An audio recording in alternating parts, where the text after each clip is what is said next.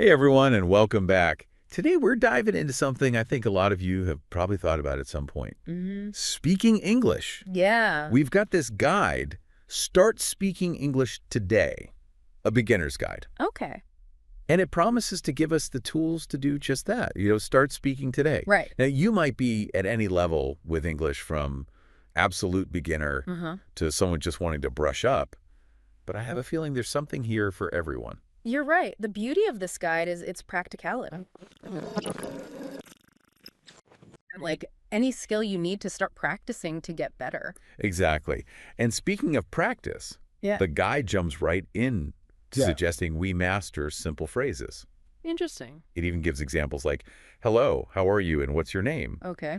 But I'm curious why the emphasis on such basic phrases.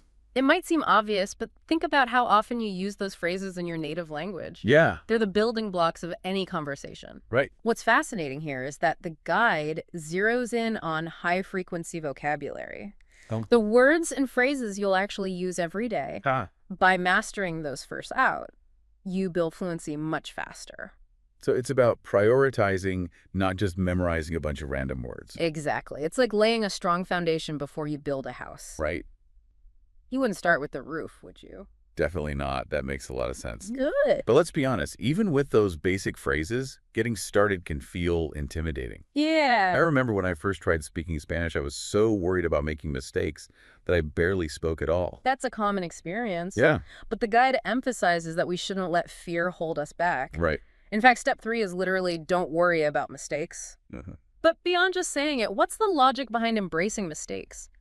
Well, I know from my own experience that mistakes can be really valuable learning moments. Okay. It's like when you trip up, you suddenly become aware of what you need to work on. That's precisely it. Mistakes highlight the gaps in our knowledge and give us the opportunity to improve.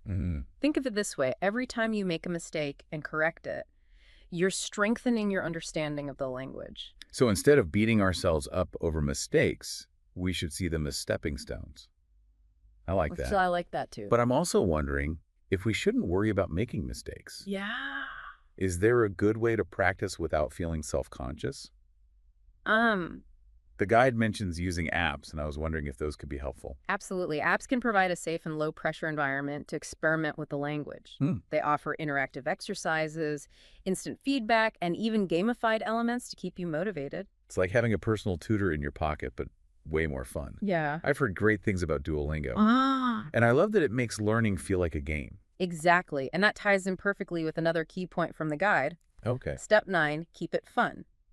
It might sound obvious, but it's so important to enjoy the learning process. If you're dreading your study sessions, you're much less likely to stick with them. That's so true. I've definitely had times where I've burnt myself out Right. by trying to cram too much information Yeah. or using methods that just didn't resonate with me. Yeah. So besides apps, what are some other fun ways to learn that the guide recommends? The guide suggests a whole range of engaging activities, from watching movies and listening to music to playing language learning games and even attending social events where English is spoken. Right. Remember, the goal is to immerse yourself in the language as much as possible. I love that idea. It's like turning your everyday life into a language learning opportunity. Exactly.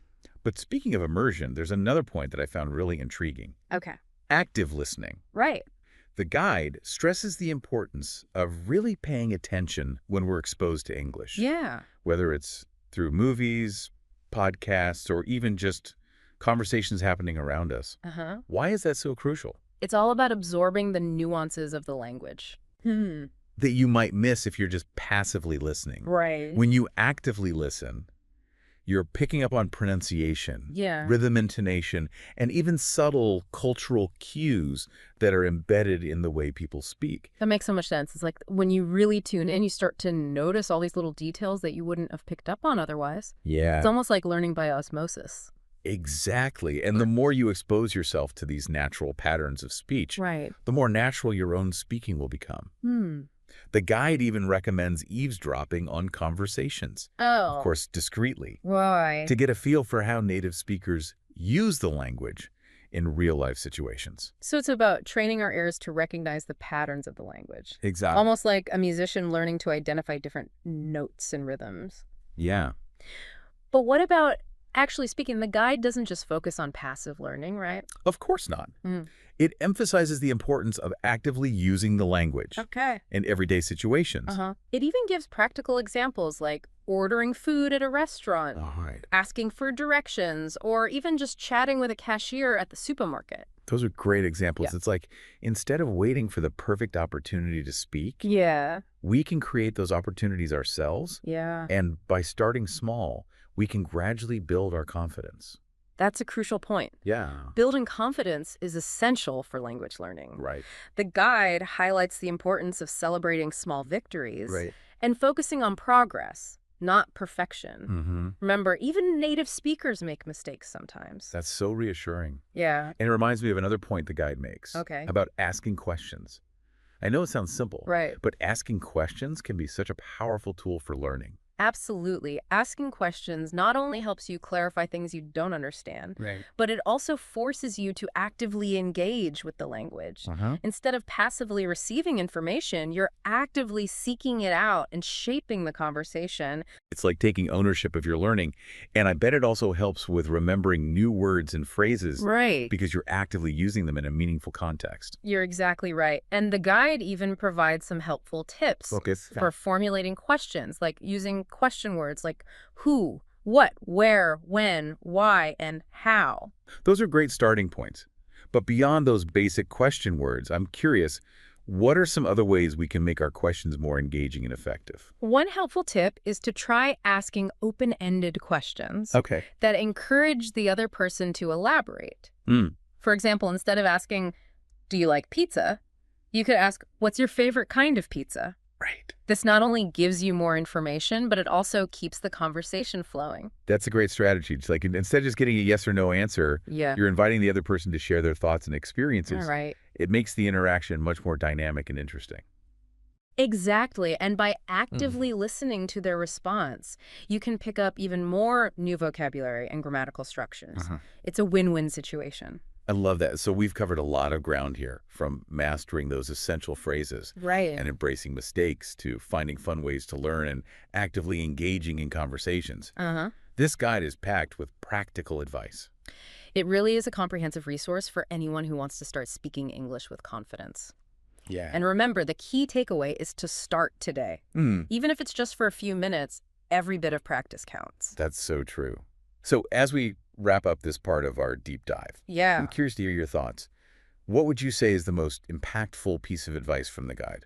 If I had to pick one thing, it would be the guide's emphasis on shifting our mindset from fear of making mistakes to embracing those mistakes as learning opportunities. It's about recognizing that fluency isn't about perfection. It's about communication. That's so true. It's about letting go of that inner critic and focusing on connecting with others. Exactly. And the more you speak, the more comfortable and confident you'll become. Right. It's like anything else, practice makes progress. So you're saying it's more about building that habit of speaking than striving for flawless grammar or a native-like accent. Absolutely. Think about it. Even native speakers have different accents and dialects. The beauty of language is in its diversity. That's a great point. It's about expressing yourself authentically, not trying to sound like someone else. Precisely. And the guide reminds us that everyone's language learning journey is unique. There's no one-size-fits-all approach. What works for one person might not work for another. That makes so much sense. It's about finding what clicks for you and having fun along the way. You got it. And that brings us back to the importance of keeping things enjoyable. Right. Experiment with different learning methods. Explore your interests in English and find ways to make the process engaging and rewarding. So it's about finding that sweet spot where learning feels more like a hobby than a chore. Exactly. When you're genuinely enjoying the process, you're much more likely to stick with it and see results. Well, I think we've covered just about everything from this fantastic guide. What are your final thoughts for our listeners today? If you take away just one thing from this deep dive, let it be this. You can start speaking English today. Don't wait for the perfect moment or until you feel ready. Just take that first step, embrace the journey, and have fun along the way. I love that. So inspiring. Okay, listeners, it's time to put all this amazing advice into action. What's one thing you can do today to start speaking English? Maybe you try out one of those simple phrases we talked about, download a language learning app, or even just put on an English song in the background. Every little step counts. And as you embark on this journey, I'll leave you with a final thought-provoking question. What's one English phrase or word you've always wanted to learn? Write it down, look it up, and try using it in a conversation today. Who knows? It might just spark a whole new level of confidence and excitement in your English-speaking journey. Great advice. Thank you for joining me on this deep dive, and we'll see all of you next time.